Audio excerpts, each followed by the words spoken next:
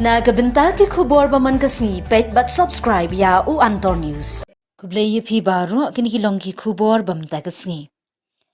U President ka Assam Congress u Bhupen Bora ulather ting yakarai jungka Sorkar Assam ban penjari da kajingkhang bapura yakadok masi.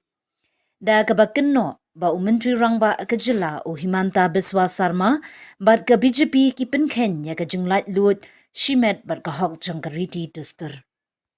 Habakran hakinong tho khubor hakasan turik unai wing ubora ulaong bakaseng kongres kala bat bet yakinong rem jong kajingyaring kan kajing lait du bat kajing buram ya kajinglong baper jong kariti dustur kumbala prudang hakariti sensyar kari India.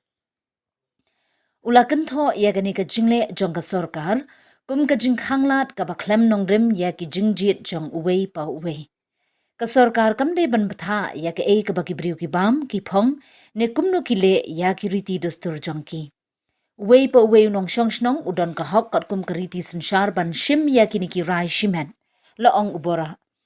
Ubora ulapan ksan ya ka jingkular jong ka kongres ya ka jing ringkan ha ka imlang salang bat ka jing bamrung ha ki jingjit shimet da ka baong na ka benta ka kongres. Wei pa wei unong shnong ulong ubaya ringkan Klem da khen ya kanyam ka kolshor ne ka jing sultanat bam jongki.